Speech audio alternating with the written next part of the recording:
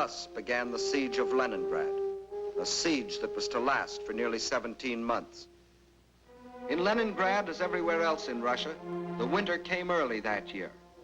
A cold, hard winter, the hardest in years. But here, unlike everywhere else in Russia, the winter wasn't an ally, but an enemy. Here, the 10, 20, 30 below zero temperatures could only mean more suffering, more hardship. In the trenches outside the city, trenches of snow and of ice, the defenders stuck firm to their oath, to die if necessary, but not to go backward one more step. And the enemy, in spite of all its efforts, was stopped at the very gates of the city.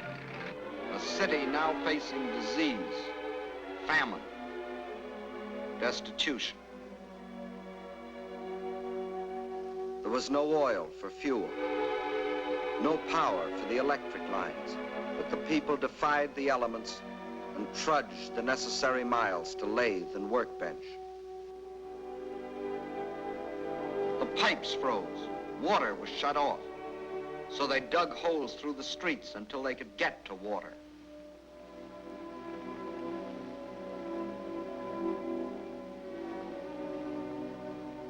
There was no food, and the whole city went on starvation ration. The factory worker got 8 ounces of bread a day. Everyone else, child and adult alike, only 4.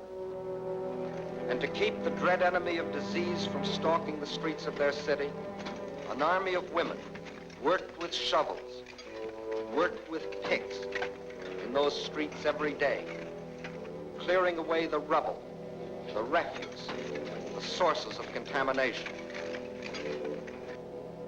Bombs from the air couldn't force the defenders of Leningrad to surrender. Winter couldn't do it. Hunger couldn't do it. So the Germans decided to shell them into surrender. For days, long-range guns hurled ton after ton of high explosives into the heart of the city.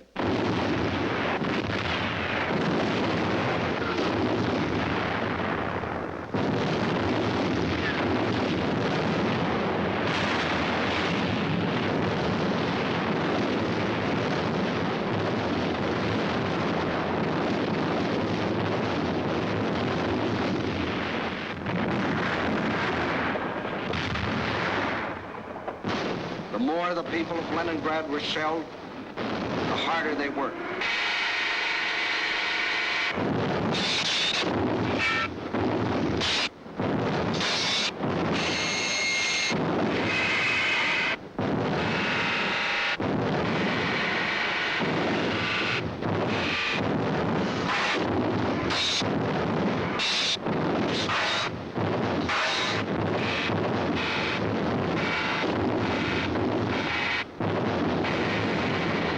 In a rain of high explosives, cut off entirely from the rest of Russia, with only their own hands to depend on. Their determination never faltered. Every day, more people died of cold, disease, hunger. This was Leningrad in its darkest hour. And then a miracle happened. To the west of Leningrad is the Baltic Sea, and to the east and north is Lake Ladoga, 7,000 square miles of inland water. The Finns and the Germans occupied one border of the lake to about this point, and in the south the Germans controlled the lake to here. Between these 2 points was a stretch of lakefront still in Russian hands, but there was nearly 100 miles between this shore and the beleaguered city. 100 miles of what had been open water and was now snow-covered ice.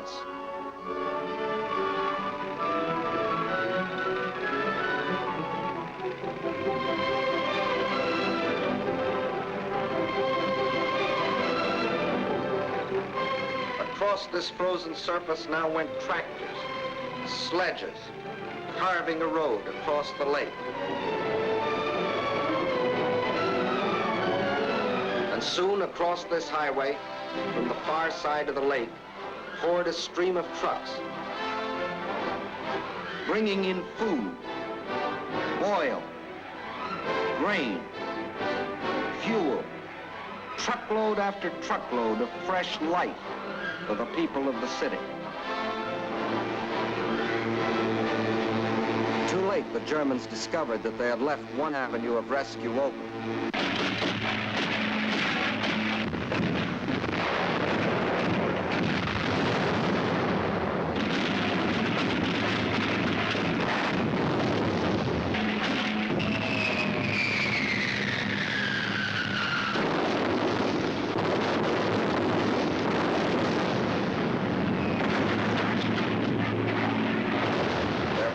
Bombed the road, but the trucks kept rolling by day and by night.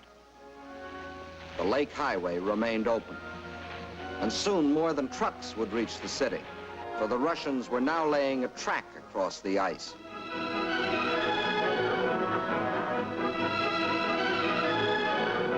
To the heroes of Leningrad, says the inscription on this locomotive as it starts its pioneer voyage. From the far shore of the lake, it brings food, medicine, supplies of all kinds. Across the lake and into Leningrad, this train is but the first of many.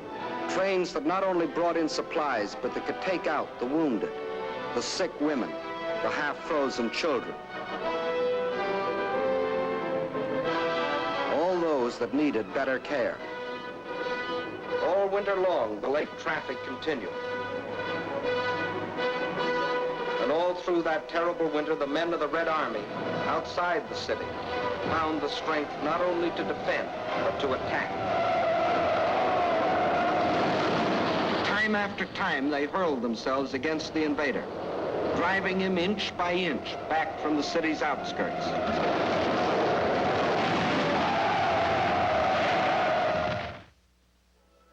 And then spring came. Spring.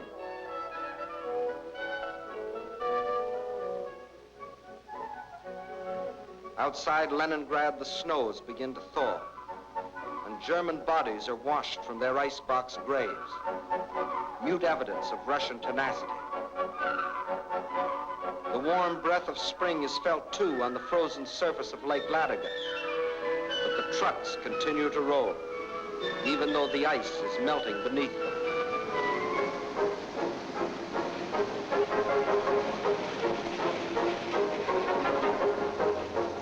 Spring, as it invariably does, comes to the city, too.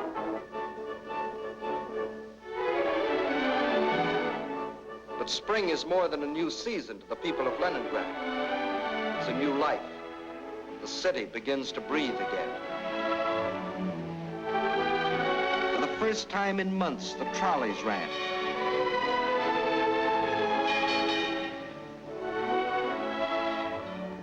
That first day, it seemed that every man and woman and child in the city had to go for a ride.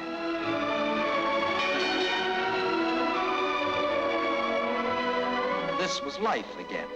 Life for the Leningrad children that weren't killed by Nazi bombs or by the horrible winter. Life for the Russian WACs, the women of the Red Army. And for the Russian waves, the women of the Red Fleet. And for the sailors of the fleet themselves, the artists of the famous ballet theater have come to offer entertainment.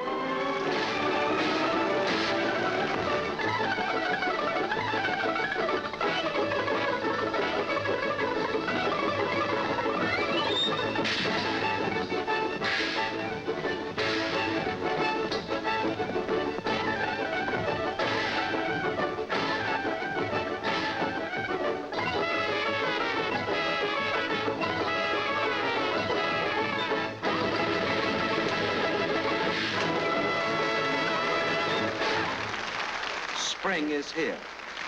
Summer is coming. And Leningrad is still free. Although some Germans did finally succeed in getting into the city. But under different circumstances than they had anticipated.